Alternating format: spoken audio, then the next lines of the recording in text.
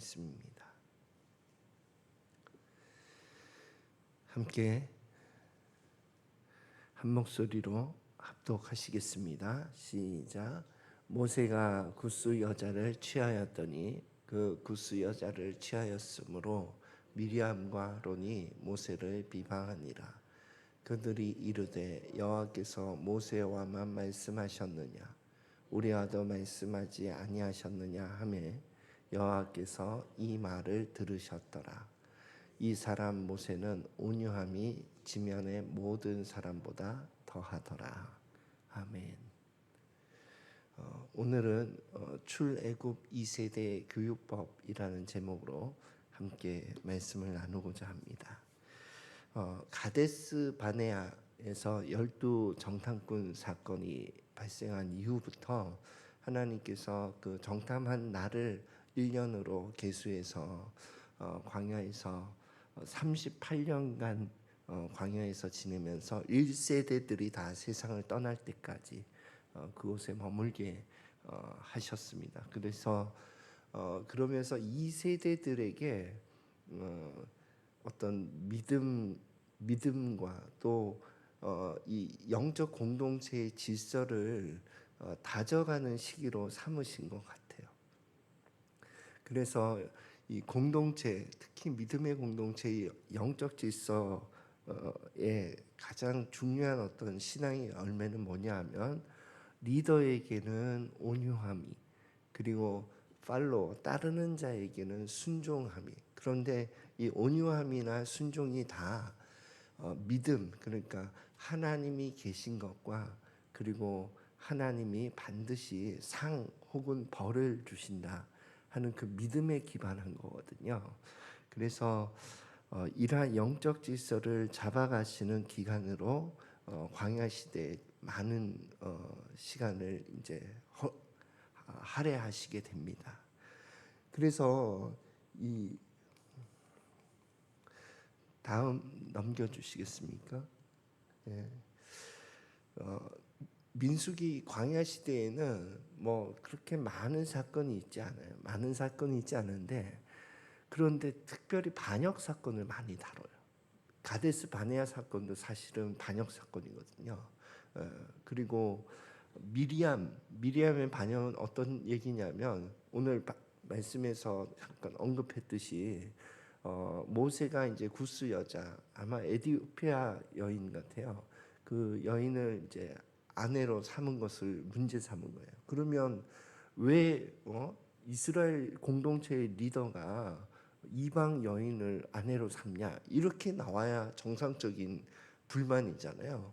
그런데 그 다음 절의 불만이 모세와만 여호와께서 말씀하셨냐, 우리와도 말씀하시지 않았냐, 이렇게 나온다 이거예요. 예. 그러니까 굿수 여인을 그 삼은 것은 사실 표면적인 이유고, 사실 정말 속내는 뭐냐 하면, 왜 리더십이 너에게만 있냐, 나에게도 하나님께서 말씀하시는데, 그 얘기를 하는 거거든요. 그러니까 세컨 리더십, 두 번째 리더십의 그 선을 넘은 거예요. 예. 그러니까 제가 아무튼 우리 가정에서 그런 얘기를 많이 해요. 평화로울 시기에 그런 얘기를 많이 해요. 내가 리더다. 남편이 리더고 당신 아내는 세컨 리더십이다. 그러니까 그거 정말 명심해라, 이런 얘기를 많이 해요. 왜냐하면 자꾸 선을 넘는 것 같으니까. 그래서 그런 얘기를 많이 하는데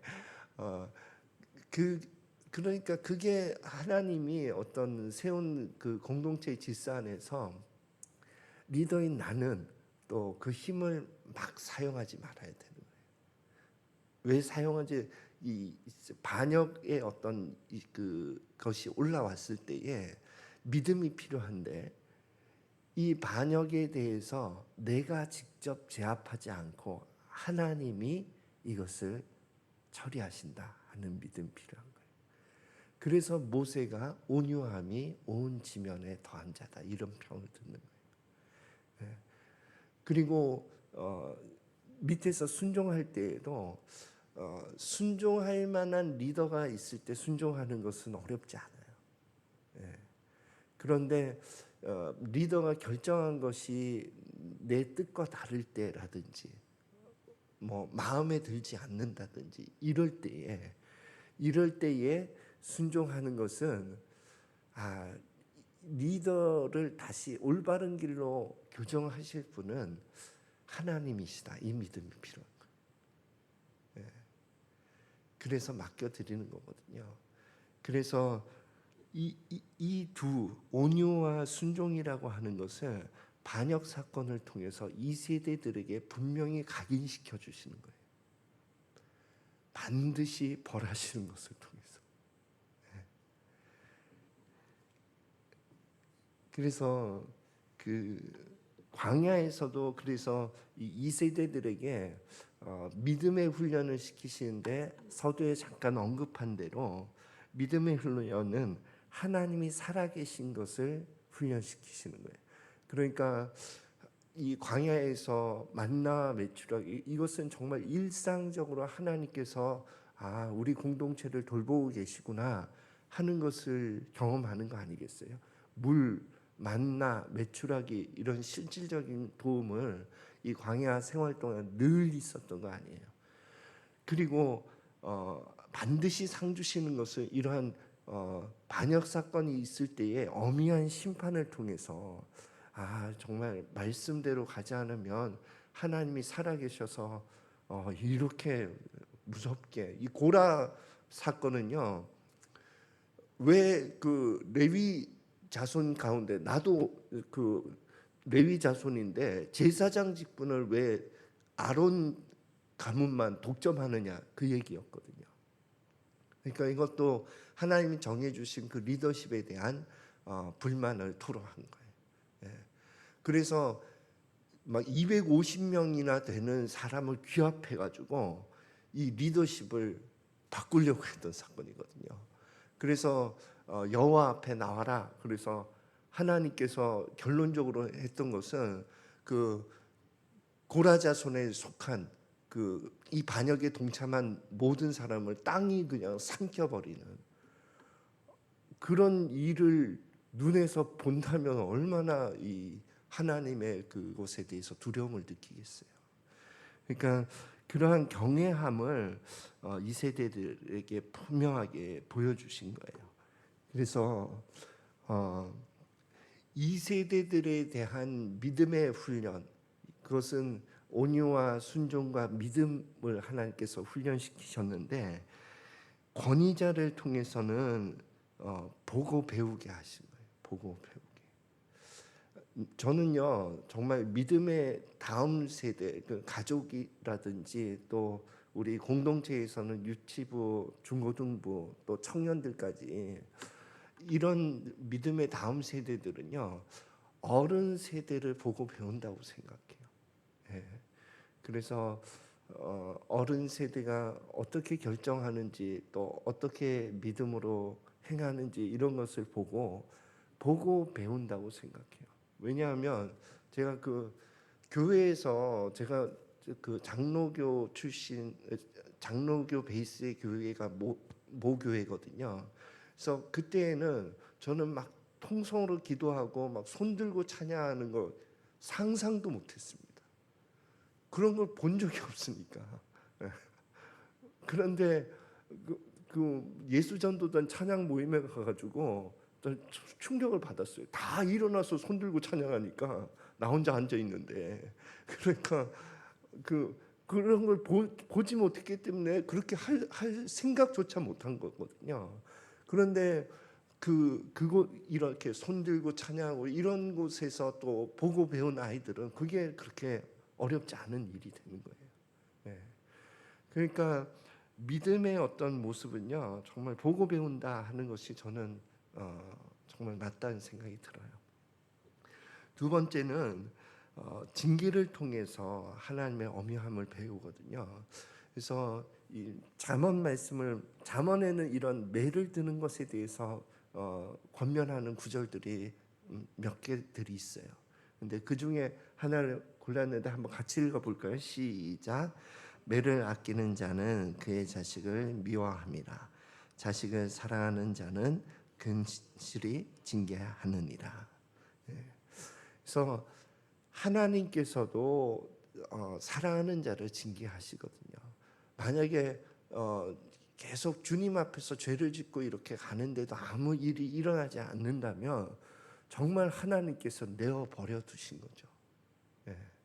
그게 가장 큰 징계라고 생각합니다.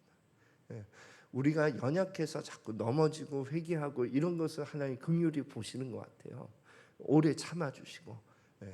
그런데 정말 명백하게 그릇된 이런 반역, 불순종 이런 것들은요 하나님께서 엄하게 다루시거든요. 그러면서 하나님 정말 두렵다 이런 것들을 배우는 것 같아요. 그러니까 이런 것들이 출애굽 2세대의 그 광야 시대 가운데 구체적으로 일어났던 거예요. 그래서 이 세대들은요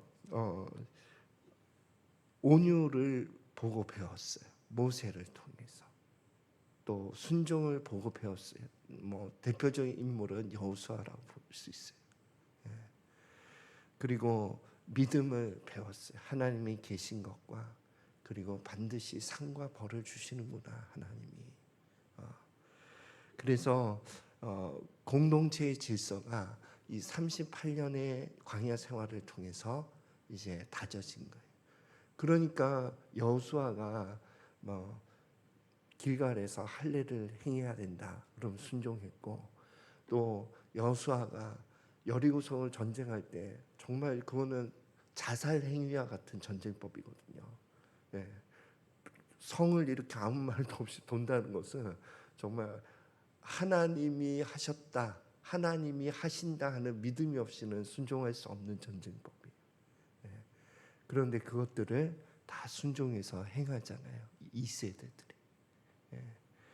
그래서 영적인 전쟁, 하나님의 뜻을 성취하는 영적인 전쟁을 위해서는 반드시 공동체의 질서가 선행되어야 합니다.